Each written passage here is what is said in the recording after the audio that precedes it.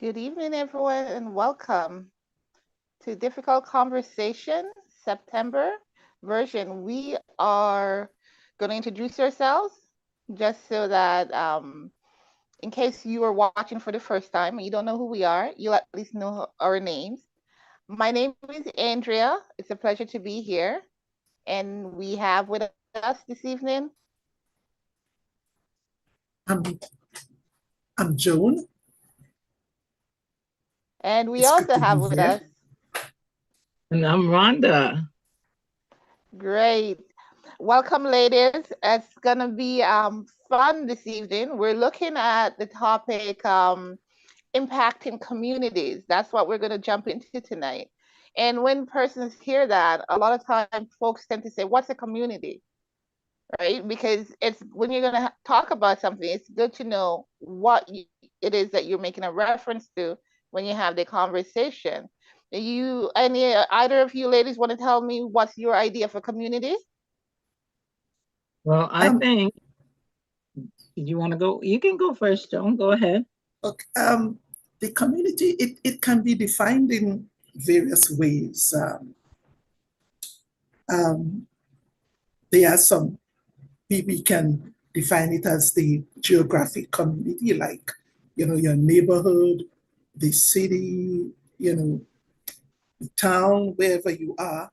It could be demographic community, depending on the age groups, the ethnicity of the or cultural groups or religious groups. There are different ways You're you can hitting it. identify the community. Yes. It's so wide. Rhonda, and Um, for me, community is like a family. That's the way I see community. Basically, the way you connect with the people that you interact with. So basically, you have community. You have your school community. You have your Mhm. church community. Your work community. You know, and then community is still bigger than that because community is people outside of your circle that you don't know. Mhm. That, for example, in our neighborhood, our church is mhm, Shiloh. So mhm, basically, everyone in the immediate, like on Bellamy and down Ellesmere over to Markham and stuff, would be our community, the people that live around us that we the would want Vendale community. Yeah. to connect. Yeah, the Bandale community would be part of mhm. the Shiloh community, right? So Yes. community can be small or it can be a broader thing, but it's the bottom line is that it's a way to bring people together to connect in a certain way. That's the way I see it. Both of you ladies are correct because I did Mhm. a quick check with the Oxford Dictionary and Mhm. it pretty much gave the definition that you've both given. It gave two main definitions. First one being a group of people living in the same place or having a particular characteristic in common, and it's considered to be the scientific community. And the second one is a feeling of fellowship with others as a result of sharing common attitudes, interests, and goals. And according to them, this is the sense of community. So you're both right on about community. And what I didn't hear either of you saying is that now we have a wider community because of the digital platform. So here Oh we are yeah, on YouTube. online. Our community is the world, right? And Yes.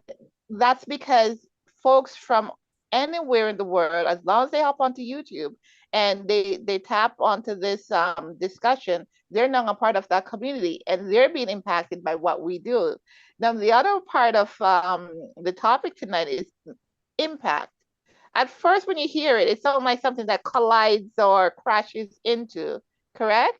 But is that Yeah. what although I think Yeah. it might be necessary at time to crash into or collide with the community for a particular thing, I don't think that's what we're looking at tonight when we talk about impacting the community. Are you in Mhm. agreement there? Yes. Yes. I tell you what I think? Sure. That's what this is Yeah. all about. I'm thinking like if I'm thinking about impacting my community, I'm thinking about what effect am I having on people that are around me, like Mm-hmm.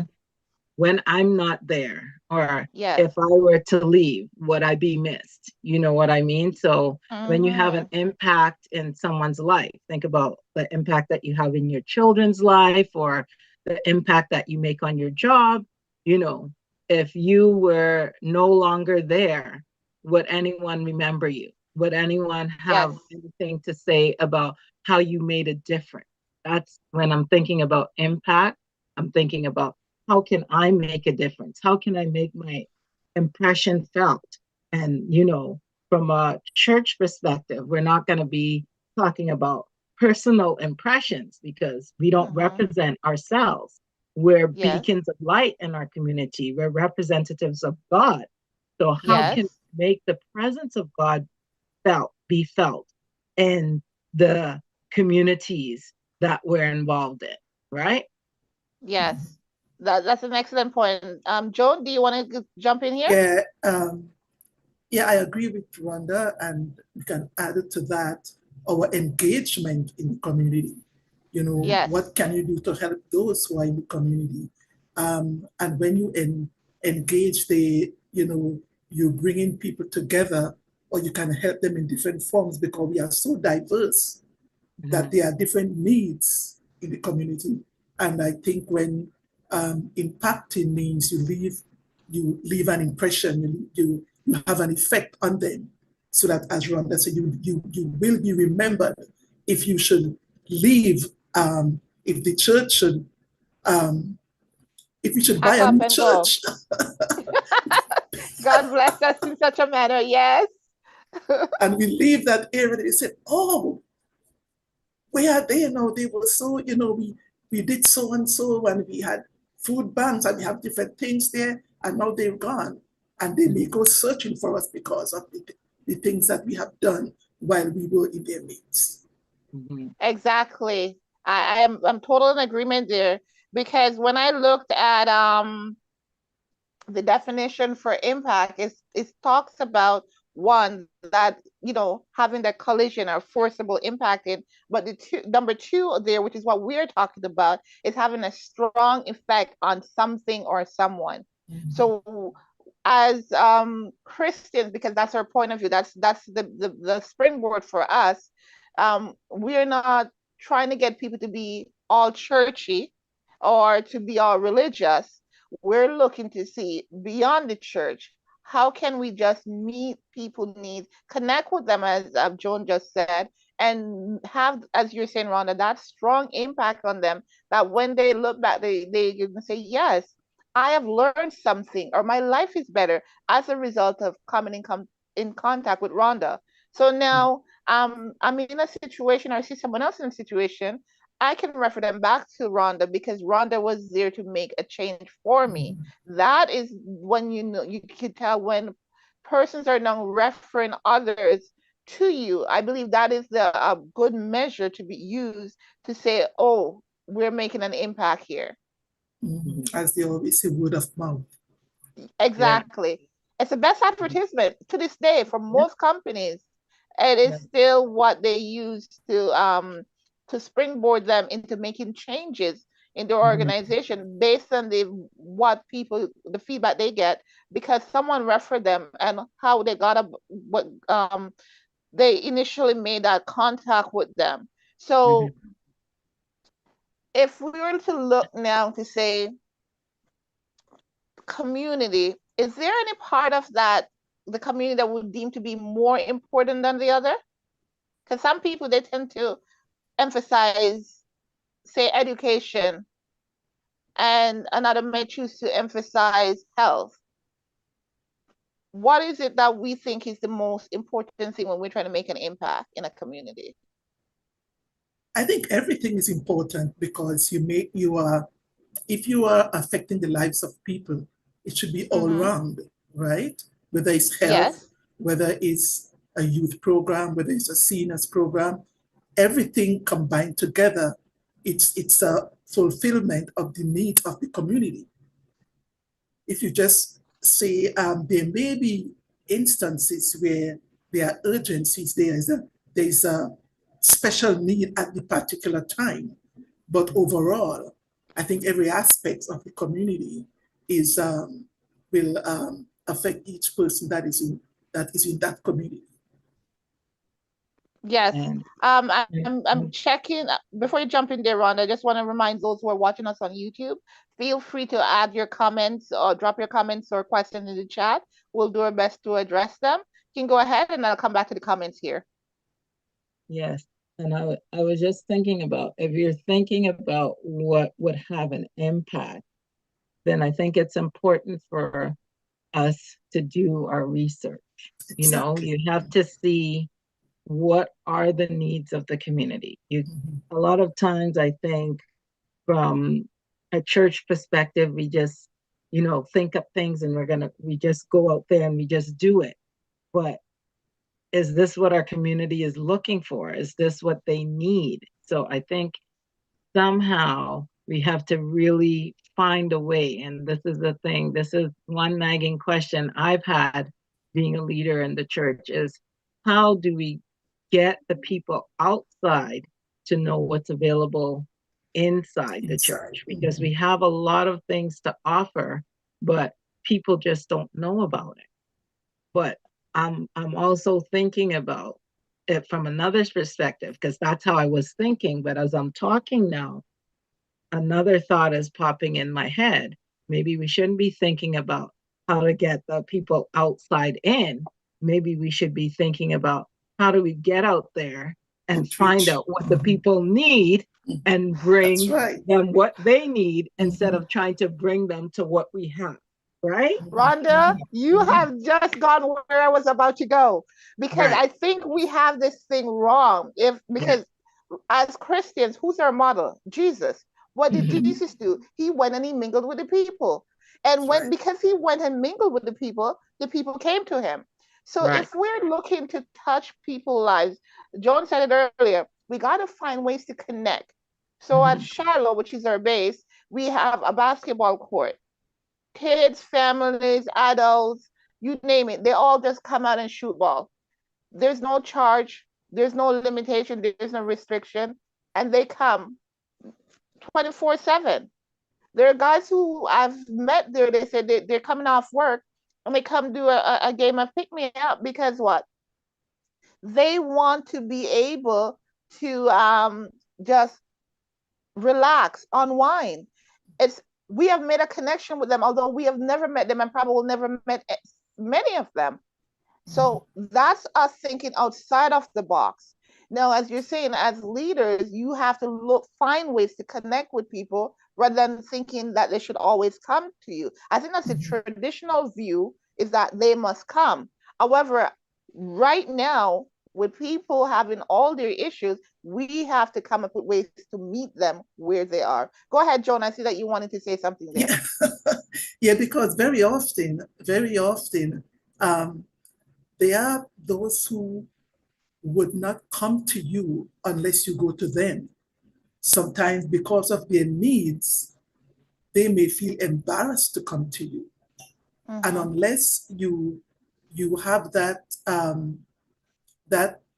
empathy, and they see that you are genuine, they see that you are caring, they see that you want to help them, because people are not fools. They can see through you. They can know whether you are genuine or not. And when they see that you care and you recommend something to them, then they can come to you. Because as you mentioned, what did Jesus do? Jesus mingled with the people but yet they saw in Jesus that he cared. Exactly. And in that way, there are so many different things that we can. I mean, our church, I'm so thankful that we have started with our little boutique, and as you mentioned, a basketball court, and we also have a pantry for anyone who is in need. So, and there are other aspects, different various things that we have already been doing. But then, how would other people know if we have not reached out to them in such a way that we can see them coming in to take part in the things that we offer? Yes, I agree with you 100%. Rhonda, you wanted to say something? was going to say, I was thinking about this a bit, and I find that, you know, where there's demand, there's no supply. And Mhm. when there's supply, there's no demand. You know what I mean? And what do I mean by Yes. this when I said, we have so much to offer at Charlotte, so much things, the beautiful, um, the fellowship hall. We could have so many Yes. nice programs in there. And then I'm sure someone somewhere else is out there saying, we have great leaders and we have great ideas, but we have no space to have, these great That's programs to put on. So my thing is, I'm Yes. glad that we're online today because I want to say to someone out there that may be able to share this out there and say, okay, Shiloh has lots of space to reach our community. We want to open our doors to have programs. We have currently a tutoring program, we have a music program, we have all these Math. things that math that Joan mentioned, that math. We have these things, but we're setting up our technology room for training, but what we need is people to come in and take Use the advantage of space. all these Yes. wonderful things, not to mention a full fitness center, that's Yes. due to open any day now. People can come in and work out and get healthy. But mhm. the thing Yes. is, how do we reach the masses? How do we let people know that we are here? We want to impact our community. We want to let them know that we're here and we want them to come in and just be a part of us. Our motto is taking our from pieces to peace, To peace. Yes. connecting our church to God, the community, and the world, right? People, connecting people to us, like in that. Mm-hmm. So that's my hope and my prayer, like how one day we can see a real influx. And I sometimes think about it. I don't blame the people because I think about it like this. If I'm walking down the street and some random person gives me a flyer and say, you know what? We have a basketball court, we have a gym, we have this and we have that. Come over to our community and spend time with us. Am I going? Hmm. I don't think I'm just gonna go, right? So we gotta You're really probably gonna think, like no. right? Yeah, Because they're you don't strange. feel a connection to that person, right? You don't feel Mm-hmm. a connection to whatever as great as their thing may be. And speaking of great things, I want you guys to know I'm gonna put in a plug for community services and let you guys know we have a big harvest festival that we do every fall. Fresh produce from the farm, games, and what a great time. But we Yes. put this on for the community, but we don't see a lot of people, as much people as we would like to see. So I'm hoping And once again that this is going to be extended so people can know we want you to come. Don't be like me, afraid to step don't be into your shy. circle, right? Don't be shy. We want you guys to come. I remember one year I was standing on was Markham and Shepherd, and I'm waving people down. I'm standing down as they're stopping at the lights, waiting for the. I'm like, come on over, get something to eat. It's free. We're just trying to connect with you guys. And some people did actually turn and come back. Mm-hmm. But you have to, it's just like people probably think you're crazy when you're out there just trying to draw them in. But this is what it comes to. And we have to be, I think, part of reaching the community. I'm going to stop talking because I don't want to monopolize the whole thing here, but it's flowing. So I'm getting it out. It's coming from the heart, so we'll take it. Right? Yeah, I'm and just thinking yeah, part of it is really being able to get out, come out of our own shells. A lot of people Yes. are afraid to go out there and talk to somebody, to just say Mm-hmm. hello and to say, come on over, we're Shiloh. They wouldn't just want to stand on the corner and wave people in. But this is what we may have to do. We have to be radical with our faith, radical Yes. and getting out there and just letting people know, come, like literally almost hold their hand and pull them in, right? And I think also to Rhonda, you said it at the beginning. Um, Sometimes we gotta just do some cold surveys, go Yeah. into the community, find out from people what they need. Because Hmm. you mentioned our vision statement, but you didn't follow up with the last part, is that our worship of God allow us to support people wherever they are. And that's what we're trying to do. So when we're thinking of talking about impacting the community, we want to be able to transform lives by Yes. supporting people where they are. And I think because the reason why there's that level of mistrust is because we're living in a society where there's a lot of scams. So Yes. people get called about scams. I think it's in probably the number one um, issue for most people nowadays, getting scammed out of their money, getting scammed out of their properties, getting scammed out of so many things, even something as employment and education. People have signed up to be trained, paid their money, show up to class, and there's nothing. They've been scammed. People have been employed and they're told that you need to pay an employment fee. They pay it and show up, and there's no employment. So the idea that you're going to actually give someone something for free, hold up, what's the Yeah. catch? Yeah. Right? So it's not that they are not ready to believe, but because they've gone out on a limb before and they have been the one losing. So now when they hear something's for free, they pause, give me some more. So I Yeah. we need to take a step now into the community once more, educate the community, let them know, hey, your friends don't attend 90 Bellamy. We have a lot that we can support you with, but we don't know how you need that support. Why don't you tell us how we can help you? What is your greatest need? And then we say, okay, well, this would fit your need. Why don't you Yeah. check it out? Come online. Don't take my word for it. Go online, look at what we do, see how we connect with the community, see what we have to offer, and then stop and buy. Yeah. This is how this that may be a strategy we have to use. What do you think, Joan?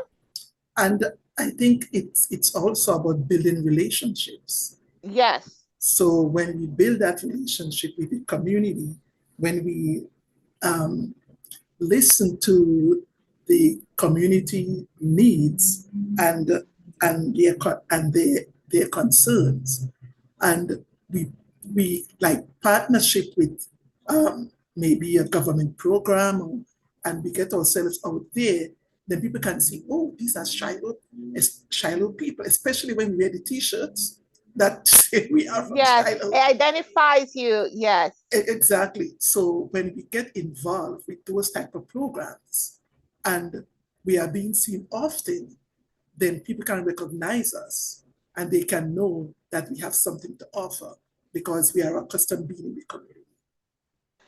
I agree with you there 100% because I was thinking about impacting the community and I said, what really is that to you, Andrea? And you just said it, partnership.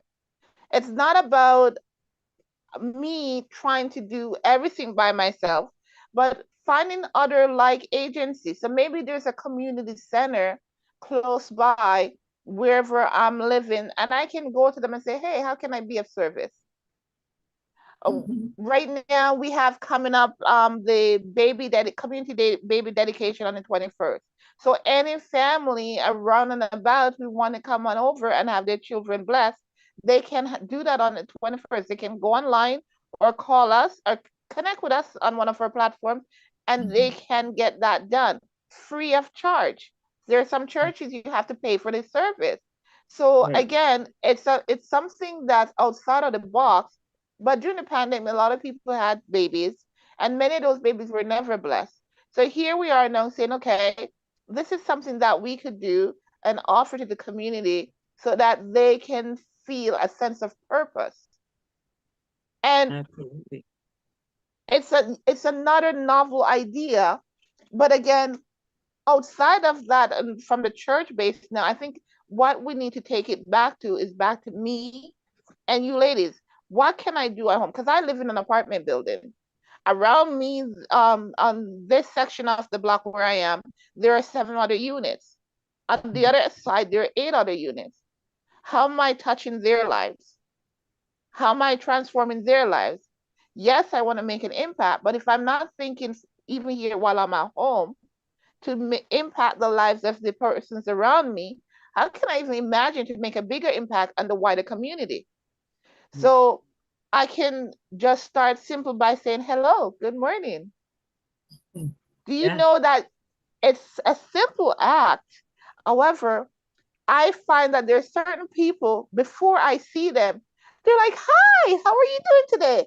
And I look up and I say, oh, that was the lady I said hi to last week. But did you notice that at first they were like kind of shocked when you were saying hello and they didn't Yes, really respond right away. But I was yes, gonna say exactly what you're saying. Like my neighbors now, they look, they once they see me coming, they're looking because they're already anticipating that I'm yes. gonna say hello. And I'm like, you don't know if that's the only person that would talk to someone.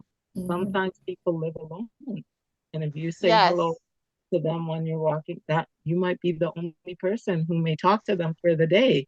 That might be the only smile they see. You know Mhm. what I yes, mean? So Mhm. yes. very Yeah, important. because when you really think about it, because we are so diverse, sometimes people are very wary of others, and they Yes. don't know how to approach people. They don't know how to react, and sometimes it's Mm-hmm. just a smile can make the other person also respond. I remember one time I was in the elevator coming up to my apartment, and I saw these two young men in the elevator with me, and one was looking at himself as though he think he's all that. I said, so I look at him and I said, how tall are you?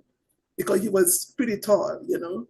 So then I kind of engaged him in a conversation, and I tell him, you guys looking good. One was sort of saying, when he said he's 5 feet 11, but but he wants to get taller.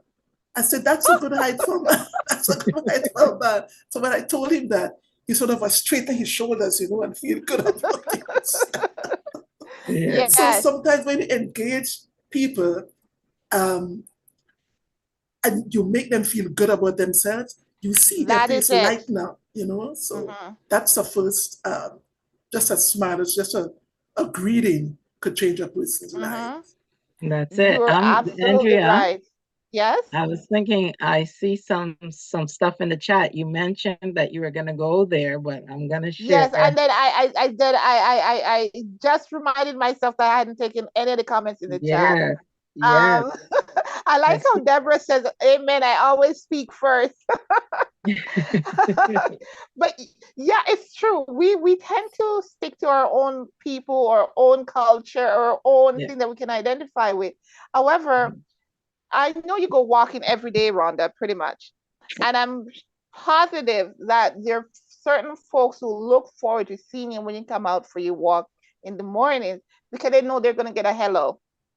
Yes, And yes. it's just a simple thing, and it doesn't cost anything Mhm. other than being intentional that you're going to be nice to people. You're going to say, hi, how are you doing this morning? Um, do you know that when you go out there, you see folks, grandparents, parents with their children or with their animals walking them, and you'd say, oh, that dog is cute. What kind of dog is it? Because I don't know anything about dogs. My daughter knows, but I don't. And they'll start talking and they get so excited to tell you. And I know dogs are older than us typically. So I say, how old is he or she? And then they start going on. And they get so excited. What? As I'm giving you your church title there, Sister Joan. Seriously going now. It's okay. But once you start having that conversation and make a genuine connection, folks open up. Yeah, And I believe for us to impact the community, we got to start with that face to face, that one on one. And that's where we get tend to break down the barriers. And then Mhm. folks are more ready now to appreciate what you can do to help them. So looking Yeah, at, go ahead, Joan, I'm going to check the chat and try to bring up some of the comments that I've missed so far. yeah, and I was thinking, as you mentioned before, about our diversity. we can celebrate that as well, engaging people in the community. And some of us, sometimes we think that we don't want to like taste other people country foods and all kind of, but when you realize that we we think we are different, but we are all the same. Very similar. Yeah, we think we are different, but we are the same. So when we celebrate diversity and we think about including everyone, and they see that we are not favored, we are not like favoring one group or the next. We include everyone. That brings us all together, and then we can really collaborate with the different people in our community and see where their needs are, and in that way we can help them. I love that you say that, because this entire week we've been looking at how God welcomes diversity in our morning devotional for the Family Life and Prayer Ministries. And that's exactly it. God doesn't prioritize one set of people over another. So why should we who say we are Christians, his followers, prioritize? It makes no sense. Earlier in the chat, Yolanda says people may not remember what you do or what you say, but they never forget how you make them feel. And that comes back to connection. If you connect with me and you make me feel good, it's gonna stay with me. For sure. I had a good impression of Rhonda. I had a good impression of Joan because they did 1, 2, 3. Now, when that happened, now I years later I will still remember how you make me feel. So when someone says, I'm having it, I said, you know what? You can check out Rhonda or Joan because they really made me feel good when I was having a hard time. You sell yourself just by being nice. Yeah. And nice could be a smile, it could be a hello, or how are you doing today? And it can lead to a lot of different things. In your way, the story is told of this young man. He was going for an interview, and he was looking at his time because he did not want to be late. But it so happened that he looked across the street and he saw this older woman trying to cross because the cars were moving so swiftly that she was afraid. So he went across and he asked if she will allow him to help her cross. Yes. And she was so happy for that. And it so happened when they started talking, and she told him, you're a good young man. Yes. And as he continued chatting with her until she crossed the street, and she was looking in her purse to give him something, but he said, no, I don't want any money. But she smiled and she gave him a card, a business card. And when he went for the interview, he was not successful in the interview. So after the interview, he called the lady. And because of that lady's connection, he was able to get a job. So you never see kindness. When you are kind to people, you never know where it will lead. So kindness return, it comes around. Yeah, it's true. Because the good you do today, you reap the benefit years later. It's not going to be, and wonderful thing about it is this, you're not doing that goodness or act of kindness to get a benefit. You're doing it because you see there's a need. However, God takes it a step further and he chooses to bless you because of your act of kindness. Go ahead, Rhonda. Absolutely. And as you guys were thinking, I'm reflecting on when people walk through our doors at Shiloh. We're talking about community, and we know that church is a community in that kind of sense. But one thing I'd like to share here, and that's near and dear to my heart, I always think about this. When I go to a new church and I walk in, and the only thing that someone says to me is good morning at the door and goodbye when I leave, that's not a good impression. That's not connecting me to this church community in any sort of way. So if I'm going to give a message here, or if I'm going to leave something that's important to me as an individual, that I would like to see each and every one of us as Shiloh members do, is be very intentional when you see a face that you don't know on the Mm-hmm. premises. Go the extra mile to make a conversation. You don't know what intention the person came through our doors with. You don't know what they were saying to themselves. Okay, let me see how many people are going to talk to me. Let me see how welcome these people are going to meet. Let's see if these people are real. You know what I mean? Yes. And I Yes, know for a sincerity. fact, Mm-hmm. I've been to churches where that has been my experience. Mm-hmm. Oh, happy Sabbath. They don't even say, oh, can I help you find a seat or something? You know, you Mm-hmm. haven't seen me before. So make Mm-hmm. me feel welcome. Come and say, oh, would you like to sit with me? You see the person is alone. Why do you want to be alone when you go somewhere? When you want someone to say, oh, come and sit with me, come sit in this section with me and make a conversation. I mean, I'm not saying that I'm trying to toot my own horn or anything, but I do that when I see people come to our church. I'll be like, oh, come sit with us. Or as you guys know, I'm usually running around and not keeping still in church. So if I know I'm gonna be on the move, I'll be like, okay, Nikki, keep this person, they're new. Make them feel welcome. You're their buddy today. Assign them off to someone if you know that you can't do it. But it's important that we make people feel welcome, that you want to make them feel connected to us. Saying good morning and goodbye at the door is not enough. It's just not. So I I get wanted what to you're say saying that. there, Rhonda, and you have a valid point. For those who took the effort to come to the church, then we have a Right. duty to connect with them. And I Mm-hmm. think also too what Cecilia was saying here earlier is that we have a lot of resources in our church that's just sitting there, but the Mm-hmm. communities they're in need. So what that presents to us is a gap. Now, what we got to do is find out what their needs are and supply it. Yeah. Once we do that, then we're really making an impact on the community.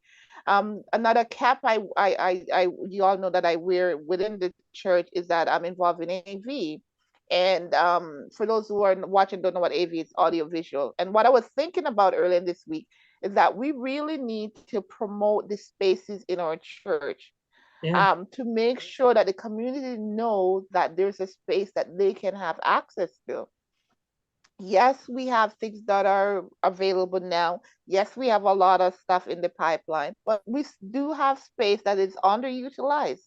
And there might be folks who want a place that they can hold a workshop. We have the facility for that. So we can look at impact in the community in various ways. It can be, it starts simple with just a smile, connecting with your neighbor, but that can lead to greater things, because by talking with your neighbor, engaging them, what it does do now, it breaks down the barriers. I saw a couple folks were saying here in the chat, and that conversation does break down the barrier. Is that they now will tell you about something that you never would have known about, similar to that story where in which that gentleman helped that lady, and as a result, out of the goodness of his heart, he did that. But as a result, he gained a benefit in getting employment. That's Um, right. Folks have needs, and folks Mhm. knows about what's happening in the community. That's how you get the pulse of the community, by Mhm. connecting with people one on one. Because if you connect with 5 persons in in your building, in your neighborhood, and if every person who belongs to the Shiloh church community does that, what happens is that we get a better feel of what the needs are, and then we can connect the resources with the needs of the people, and then we'll have a tangible impact. So perhaps as a church, we need to educate our congregation about being intentional in Yes. their efforts to connect with the community, because that's the only way we're going to really make a meaningful impact on the community, because Mhm. A and B won't meet until we are able to connect the dots. Yeah, Absolutely. and as you mentioned about intentional, we have to learn how to listen. Yes. And because sometimes someone may come to you with a problem, and because we are not engaging enough, we may not really hear what they are saying because we may be distracted. But when that person is talking to you, you Yes. got to give them that eye contact and listen intently to Mhm. what they are saying. So they know that, oh, yes, this person is listening. This person is trying to understand how I'm feeling or what my needs are so they can connect. So we have to learn also how to listen. Yeah. I see an excellent point here from Charmaine. She's saying people feel comfortable with each other when we focus on our similarities. Mm. So, one topic that everybody can relate to, pain. From the youngest to the oldest, they can That's relate it. to pain. Funnily enough, they can relate to pain. So if you say, oh, I'm having a pain, Mm-hmm. like 90% of that room is going to turn to see who's in pain and what is paining them because they have encountered pain at some point or another in their life. It might sound weird, but it's something that most people do. The seniors, they tell you about they have a pain in their knee or in their wrists or in their back or in their waist. They can relate to. Joan, you're laughing at me. There's some people I know who tell me, "Oh, it's gonna rain." Well, how do you know it's gonna rain? Because I have a pain in my leg, and it only hurts me when it's gonna rain, right? They're the That's it. weathermen, but they can That's it. relate. So when we find food is a common thing that we all can connect over, Mm-hmm. and another thing is health.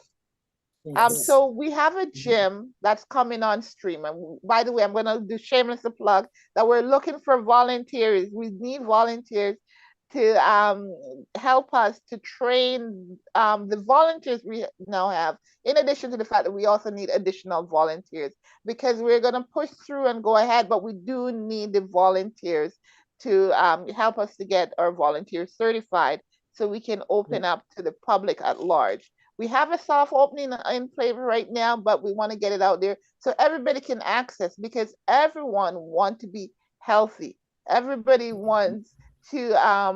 avoid those expensive doctor's bills or being told that they're diagnosed with something that could have been preventable if they were hitting the gym. So I'm putting that out there. I'm putting the plug out there. If you're willing to if you're a certified trainer and you're willing to train others, you've already gone and gotten your police check. You hear me putting out the red tape out there, and you're clear to do the training. Connect with us online and drop us an email. It's what clerks007 at gmail.com and let us know so that we can get you involved because we all partner together. And you're always saying, Rhonda, teamwork makes the dream The work, dream work. That's it. That's it. right? It does. So It does. again, I'm shamelessly plugging because to impact the community starts with me having information sharing with you and Mm-hmm. you having information sharing it with somebody else. So maybe a certified trainer won't watch this, but someone who knows a certified trainer who say, hey, I was watching Charlotte's difficult conversation and they were talking about needing trainers. What do you think about giving them some hours? If Mm-hmm. and that's where I'm just saying that one thing can lead to the other just That's from it. us putting the information out there. What exactly makes this a difficult conversation about impacting community? What would you ladies say make it a difficult conversation? I think I kind of said it already before. Um, that it's, I think the most difficult thing about impacting the community is determining what they need. Mhm. Being able to determine what they need in order to make them feel that connection to it, because once you meet someone's need, if you're hungry, starving, think about when you're starving and then someone says, oh, could I get you some lunch? And you're like, oh yes, thank you, Lord. They Yes. just they just hit that need right on the Mm-hmm, head. And mm-hmm, you won't forget that because you mm-hmm. know that you were hungry and someone came and brought you lunch. So Yes. You needed someone to babysit your kids, maybe a single mother, their single parent needs to go out to a job and they need someone to Mm-hmm. watch the kids. We really, the only way we're going to be able to really impact our community is if we can really find a way to find out what they want, not what we want to give them, but Mm-hmm. what they need. What are the true needs of our community? And that's the difficult part because how do you get into spaces? How do you make those one on one conversations? Mm-hmm. How do we get those answers that we are searching for, to be able to now, instead of coming up with the program and putting it out there, how do we do the research, find out what the needs are, and then build the programs around the needs that Yes, to then fill the express? gaps. Yes, Yes. I hear you loud and clear. And if I'm to paraphrase what you were saying, is that it starts with me and you, but we Mhm. have to stop thinking about me, myself, and I, and think about others. How can I help? Because Mhm. if you're going to babysit for a family, that's just one person. But Mhm. if 10 persons were helping 10 families with babysitting needs, that would give them the ability to do so much for their families. And if that was to expand to, say, 100 or 500 people who are doing that for families, it would give such peace of mind to those families, knowing that their children was cared for and Mhm. that they could now have that freedom to go and take care of the needs of their family. And Mhm. just by doing that simple thing, maybe it's once or twice for the week, but by doing that, you have allowed the family now to be more whole. Yes. Yeah. Yeah. As you mentioned about spaces, we now think about boundaries Yes. because even if we are reaching out to the community, we have to also establish boundaries. Mm-hmm. And I believe that is crucial when thinking about community, especially when we are doing outreach. You know, we have to think about defining our roles or responsibilities, protecting the individuals as well, Yes. and in maintaining that healthy relationship with those in the community. And there are times, even in our work, even in doing our work at church, um, we have to also prevent burnout. we, we, we can be burnout and be exhausted in what we are doing. So, um, and we also have to ensure that people are safe. Yes. So in this way, and we have to respect the individual. um, there is a personal space that you can be in. So there are boundaries that we also have to set when we are interacting with people in the community. I, I love that you said that, Joan, because every day we encounter boundaries, Mhm, either that boundaries that we have set or companies have put in place, and we got mhm, to respect them. I saw here that earlier pastor was saying we have to create the environment that allows people to drop their guards. They got to mhm, be comfortable to express what their needs are, and then we see where in which we can fill that need. mhm, um, it's important that boundaries are in place. One, as you said earlier, it safeguard both you and the person you're helping. mhm, So mhm, if you're going to be volunteering your services, and that's what we're doing, volunteering. The spirit of volunteerism, it seemed to be down to me when I look around. There are a lot of people doing things, but the overall view I get from the community at times is that volunteerism is something of the past, or that's something that you got to do as a large group.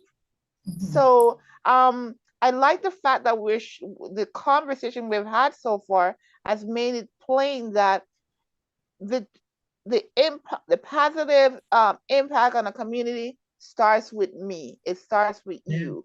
Each one of us. It doesn't have to be large or on a grand scale, and it doesn't have to cost a lot of money. But Yeah. everyone in every home can impact the community for good or for bad. Okay. But we have a choice Can I to say just make. one thing before you move on? Because Yes, for me to add to what I just said, remember that boundaries are not, but they are not barriers but safeguards. yes, excellent. And it's not a bad thing. Yeah. Because Mhm. a lot of times we see persons not recognizing that sometimes when you're in someone's face and they step back, it's because you've invaded their personal space Mhm. and they're no Mhm. longer comfortable. It's not that they're upset or annoyed with you, but they want to keep a safe distance where they feel comfortable while they're having that interaction. And it's quite normal. And even children, children are great because if you meet a child you don't know, their Mhm. boundaries are up. And no matter how you try to charm them or encourage, if they don't feel comfortable, they're not opening up that door. Nope. The most you might get will be a side eye and they're moving on. I see it with children all, and it's amazing because they're not at that place in life yet where they learn the acceptable thing to do or the not so acceptable thing to do. Some of them will say, "Mommy, that woman is trying to talk to me," and they're very loud about it to make you know that you have come into their space and they don't appreciate it. So Right. I'm Yeah. saying that to say that when we encounter people and they're hesitant, don't see it as a no. It Mhm. very well is an opportunity for you to connect with someone, but as it was said earlier in the chat, you got to start conversing with that individual.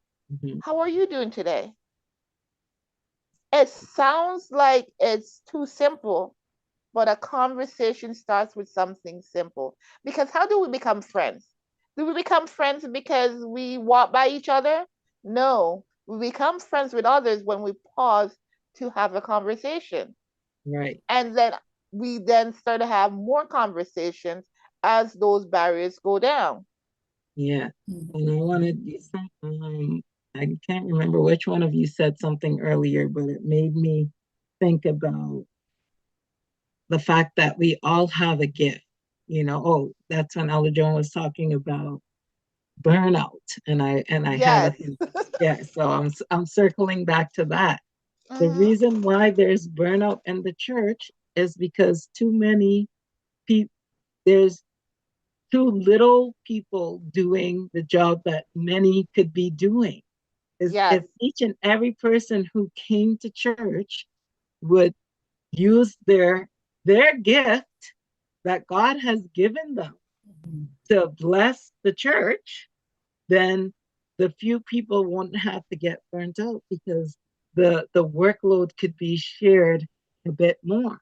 So when we're talking about impacting our community, I'm going to refer to the church community now. How are Hmm. you using your gift that Yes. God has blessed you with to Mhm. impact your church? Are you being Excellent selfish with question. your gift? Are you keeping it to yourself? Are you saying that you're too tired, you're too busy, you're too this or too that to serve and to help? Mhm. Hmm. Think on these things because I know there's a saying that says, many hands make light work, right? Yes. Mhm. Yes, Hmm. that's the same thing as teamwork makes the dream The work, dream but in a work. Yeah. different way, right?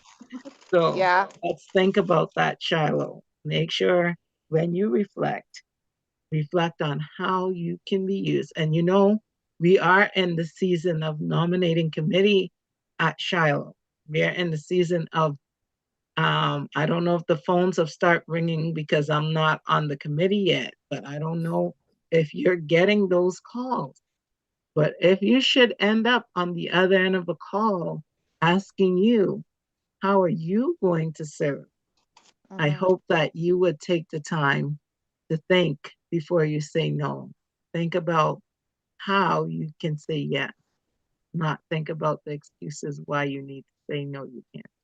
I get why you're Yeah. giving that plug, Rhonda, because she's saying that when you say no, you're rejecting the opportunity that God has given you to make an impact on your community, both in your home and in the church community and the wider community. But because you rejected that call, you have now closed the door on that option.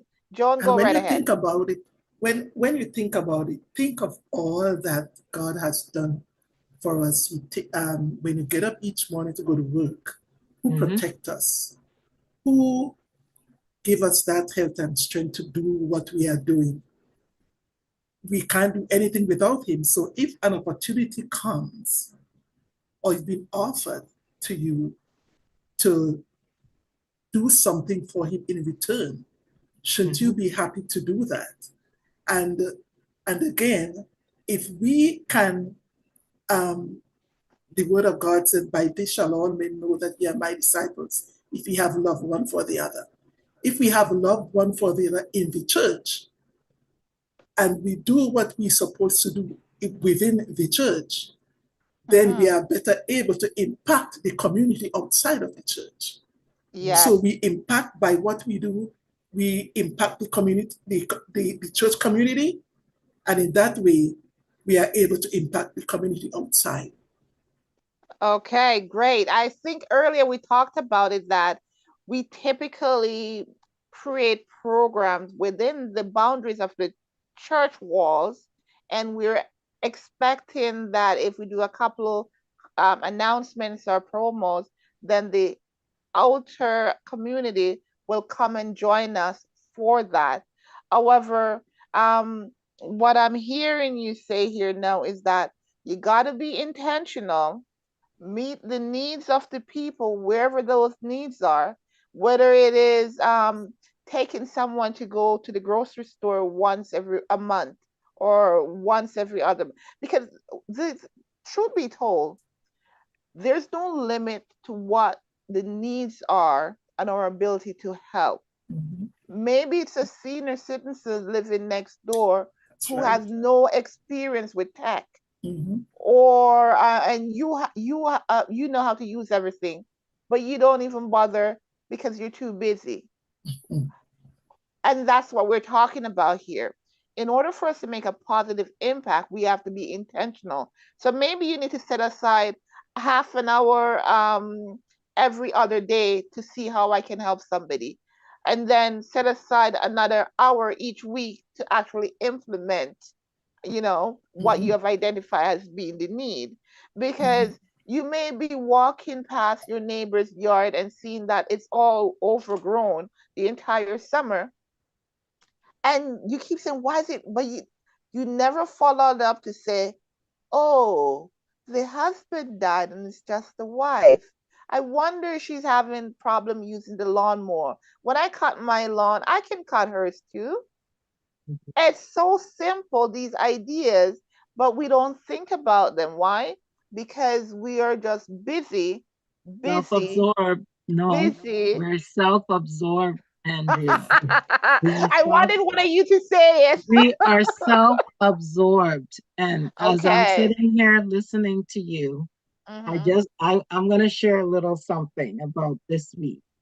This Mm-hmm. week, you know that I gave you my word to be here this evening. And Yes. within that, after that happened, Mm-hmm. then God spoke to me, which you guys will hear the testimony tomorrow when I preach. God's So I'm not willing. going to Yes. tell you it tonight. But God Mm-hmm. spoke to me and told me that I need to preach tomorrow or do the sermon tomorrow.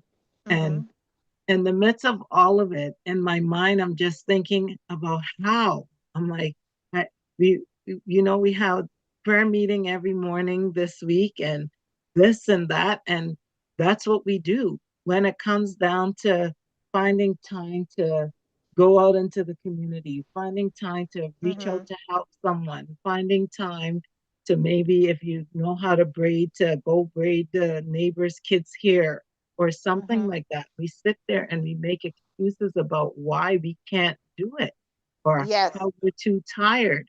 And I Mm-hmm. told you guys all this to tell you. Literally yesterday, I think that night I got up at 2 a.m. like, because I went to bed early, and then by 2, my mind was awake. And so I got up to start doing some stuff. And before you knew it, it was time to be on the prayer meeting.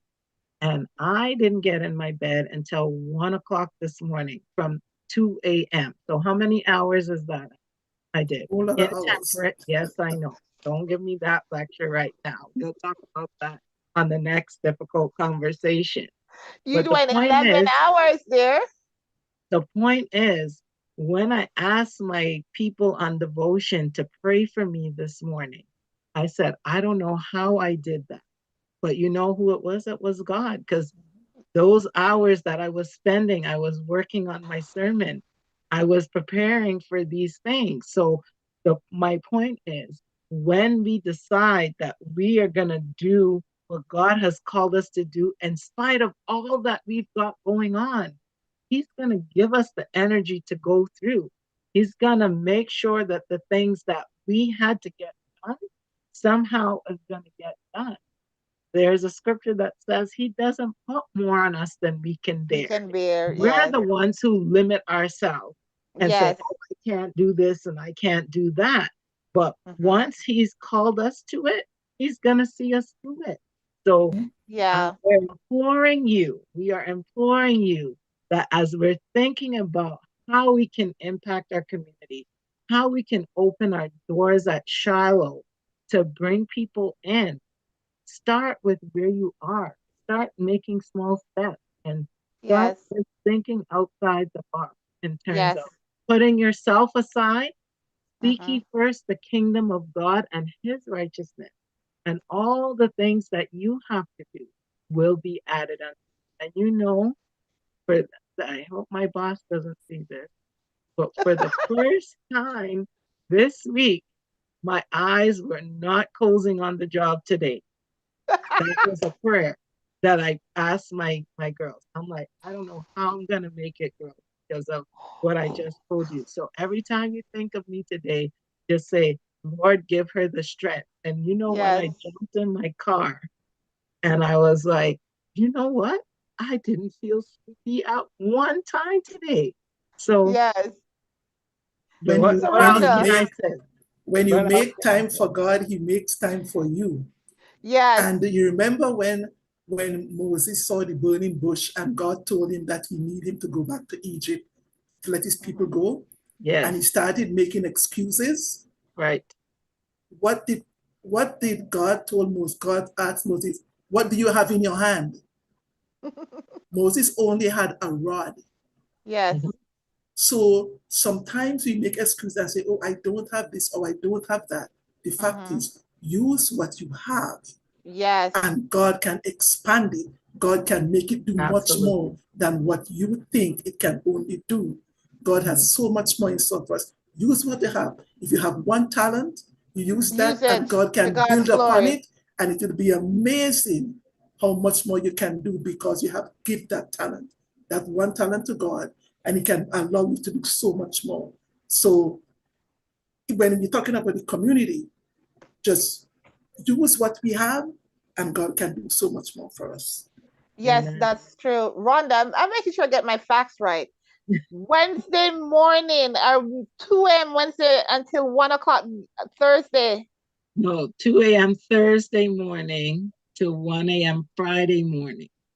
So Oh, remember so when you you did called me, literally 23 when hours. when you called me this Oh, morning when I told you that I was trying to sleep till quarter yes, two? yes, yes, yes.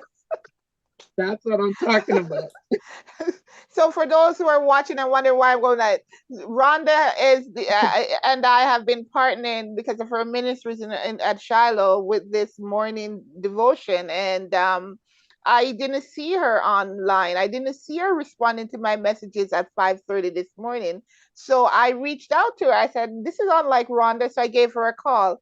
And when I heard her voice, I realized I woke her up, and I felt so guilty. But I'm so glad that God has sustained you. He has given you He strength so did. you He can go did. on. Mhm. And you know what? I'm really thankful for you ladies. We're not gonna drag this out. We've had some great comments in the chat, and those Yes. who jumped on later can come and watch it again. I'm just gonna give you an opportunity. any final word or takeaway you want those who watch to have about community, impacting the community for the better? What would be your final thing you want to say to them? If they get nothing from our discussion tonight, walk away remembering this. Reach out and touch somebody. Wonderful. I I think love that's that. key. Don't be afraid to start a conversation. Same thing she's Excellent. saying. And mine would say start with a smile. Mm-hmm. It might seem simple, but a smile often breaks down many walls. Mm-hmm. Amen. Thank you, ladies and gentlemen, for joining us tonight. You watching in the future, I hope you'll get something positive from here. Whether you're needing help and you are hesitant to reach out, may you be encouraged to reach out to those around you. If you're not sure where to go, hit us up, Shiloh, SD Toronto on YouTube. You'll find our details on Instagram, on Twitter, on what's on TikTok. We're Instagram. there. Yeah, you can visit our website. Just let us know how we can help you, how we can be of service to you. We will be more than happy to do so. And if you encounter anyone in the shallow t-shirt and saying that they have free stuff, believe them. It is real. We're there. We want to connect with you. We want to help you because that is our commission as Christians. We are to reach everybody. So thank you again for joining us. Thank you for being active in the chat. And may God bless you. Joan, do you want to close out with a prayer for us as we go off, please?